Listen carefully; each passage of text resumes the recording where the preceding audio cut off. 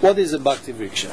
A Bhakt-Vriksha is a small group of devotees who come together regularly, once a week, and they chant, they sing, and they talk about the philosophy together, and they take a little prasadam. Now, we would like to stress that the Bhakt-Vriksha is not just a weekly meeting. The Bhakt-Vriksha, we like to see it as a lifestyle. These devotees are in the Bhakt-Vriksha even when they are not in the meeting. The relations are active. Their interactions are happening even if they are not exactly in the meeting. The meeting is very important because it's a chance to get together and build a stronger relation among themselves, integrate new people. The Bhakt-Vriksha generally is considered to be a small group between 5 and 15. These are just indications. 5 and 15 members that come together regularly. And the idea is that if the group is active in attracting new members, the group will grow.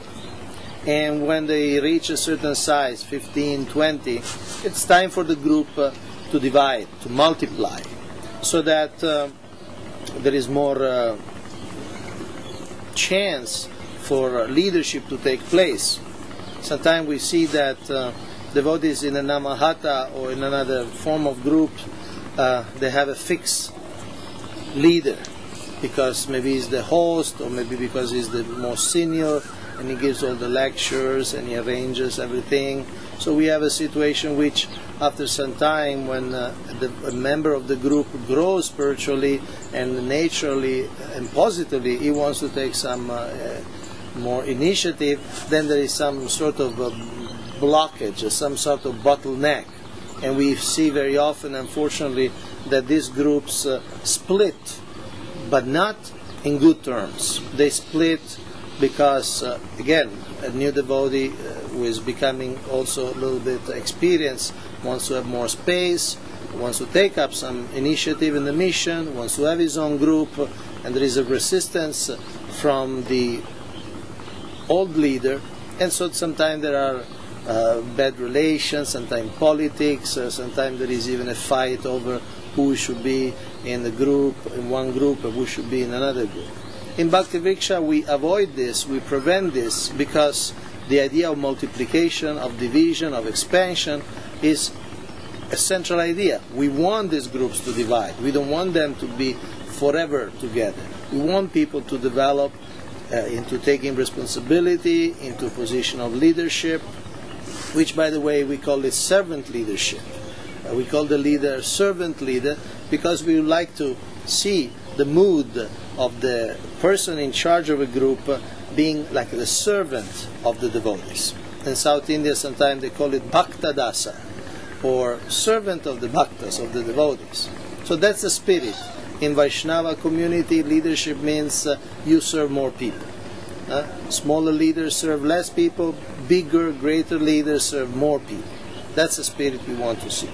So in Bhakt-Vriksha, the group continues going, and depending in 1 year or 1.5 years or 2 years, if the group grows harmoniously and powerfully, then there should be 1 or 2 or even 3 devotees ready to take on another group. So this is the basic dynamics. So there is a lot of need for leadership. So there is no need of having any strife or any struggle for who is going to be leader, because we need this, as many leaders as possible.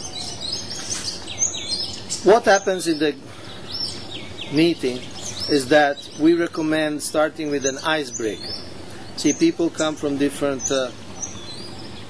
experiences in that day. Some people come from work, some people come from college, some people may come from the home, and some have had a good day, some may not have such a great day. So they all come together, and we need an activity for the group to start working again as a group. So we have produced a book, the Book of Icebreakers, with more than 300 ideas on how to break that ice. That ice created by the separation. They have not been together 1 week, or at least 3-4 days. So we need an activity to get everybody involved with everybody else. And there are different types of icebreakers. The simple form is just you ask one question that everybody answers. And it doesn't have to be too deep, and that doesn't have to be too philosophical, but it's just an activity by which people come out of their shell and start sharing and start connecting and start also knowing each other better. And the icebreakers are also useful as introductions when there are new people, so that people also can get this message that it's okay to share, it's okay to be oneself. You don't have to put a mask. You can be yourself and share, and you don't have to show off that you're a great devotee or you're beyond problems or obstacles. But you are a normal person. You can be accepted. You can be welcomed, even if you're not totally extraordinary. And we want to encourage this mood of acceptance. Otherwise, the alternative is that people take spiritual life as a social opportunity to show off how good they are or how advanced they are. So we say, let's start with the little icebreaker and then move to the chanting. Once the alchemy is somewhat reestablished, let's focus on the chanting. Sometimes in some group they use the kirtan as the icebreaker, but the issue with that is that kirtan is really our religion. Chanting of the holy name is the most important thing we do. So we don't want to just use it as a filler. Oh, some people are not here, let's have a kirtan. We would like to give the perfect and full attention to the kirtan, because that's really part, the Sankirtan is the most important thing in one sense in the Sankirtan movement. So we have a bhajan or a kirtan depending on the people. It's very flexible. Everything about the Bhakt-Vriksha is very elastic. Depending on the members of the group. Some groups sing a little more because they're really into music, they're really into instruments, into singing. Some groups may sing a little less. The accompaniment of the instruments is very flexible, sometimes it's very simple, sometimes just clapping hands, or in some cases you may have harmonium and other things. So then some singing, mainly Maha Mantra, but sometimes it can be special Vaishnava songs, depending also on the occasion. And then, after this creates a sense of purification and a special atmosphere, we move to the next. We say chanting Japa together. So chanting Japa together, it's a moment of reaffirming the importance of this practice. Remember, all these devotees are living at home. Often they go to the temple, if there is a temple, once a week, or maybe even more seldomly. But Japa is the main engine of their spiritual life.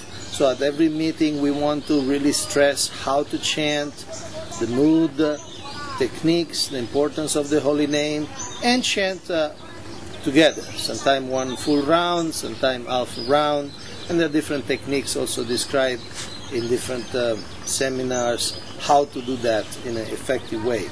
And after the japa, ideally the atmosphere is purified enough so that we can talk about the philosophy. And the main difference between a Bhakt-Vriksha group and another, say, a lecture at the temple is that there is a discussion, there is a dialogue, there is an exchange. Somebody reads a passage, could be a verse and a purpose, say from the Bhagavad Gita, and then instead of giving a lecture, the person asks questions. Questions that bring the people inside the discussion. Like, what was the most interesting thing you heard?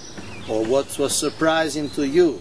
Something new that you heard for the first time. That's like we call it the discovery session. Discover what exactly is in that passage, what exactly Srila Prabhupada says in that purport. Then there is an understanding section. What exactly means? Do we have any experience that shows those dynamics? Like for instance, the verse could be on the mind control. What does it mean? Do we remember other verses that talk about the same thing? What's the difference between the mind, the intelligence, the body, the soul? So churning a little bit the meaning and intellectually understanding. And then the most important part, the third part, is application. What that message means in our own life. How can we take those instructions and implement them in our life for our personal growth, for our personal purification, for our own personal realization. So devotees will share anecdotes, experiences, episodes from their life, how they can actually implement that message, what obstacles they may face, how to overcome those obstacles. The goal is to make the philosophy alive, practical, tangible, and real for the devotees, not keep it on an academic or abstract level. So this is the aim of the discussion, and of course people can share. It's an art. It's a little easier to lead the discussion than give a lecture, but still it's an art, because people open up more, so they can also be hurt more if what they say is rejected, or if they are criticized, or they are ridiculed. So it's also an art, how to lead the discussion, making people feel that yes, they can open up, they can share the doubts without being criticized, and it's an opportunity for us also to understand, to monitor their level of realization, the level of insight. So after the discussion, we would like to have a little time, what we call for the preaching, for the propagation, for the outreach, a little outreach session. It could be 10-15 minutes. It could also include practical engagements. But the idea is that we want to give this strong message that part of spiritual life at any level of advancement is to do something also for the world, is to connect with people who are not in Krishna consciousness, what we call outreach, to reach out.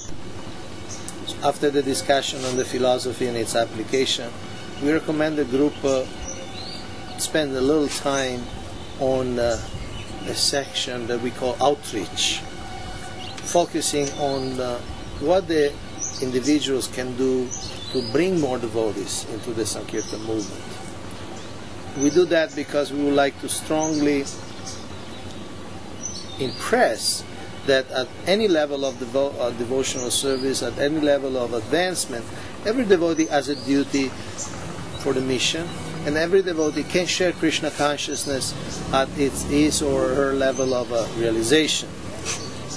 So 10-15 minutes every meeting should be dedicated to outreach, discuss what can we do. Maybe single members are cultivating, some candidate for devotional service, some of they can read from the book Preaching is the Essence, some inspirational quotes, what Srila Prabhupada say about the importance of preaching, about the whole spirit of the mission. So this is sometimes the difference what makes a real Bhakt-Vriksha and a Bhakt-Vriksha doesn't follow everything. The focus on the outreach. And then, as it is traditional in every Vaishnava or Vedic sacrifice, we end with a little prasadam. Now prasadam can take different forms. As I said, in Bhakt-Vriksha everything can be very flexible, very elastic, depending on the need, depending on the time of the day. Sometimes the prasadam has to have a full meal because people don't have time to go back home and cook again. So in that case, either the host or a particular person can cook, or they bring different preparation from different homes. Sometimes it can be very simple. The idea is that the whole Bhakt-Vriksha experience should be sustainable. We don't want something that people do, say for instance a big feast, and then after 2-3 weeks they cannot maintain anymore because it takes too much time or it costs too much money. So some prasada should be there, and sometimes we remember like Srila Prabhupada, he was distributing prasada in 26th Avenue. At the time he didn't have money, but at the end of the lecture he would just take an apple, cut it in many slices and give a little slice to every participant. So some prasada should be there, and we leave it to the group to decide how elaborate, how a full meal should be. But some prasada should be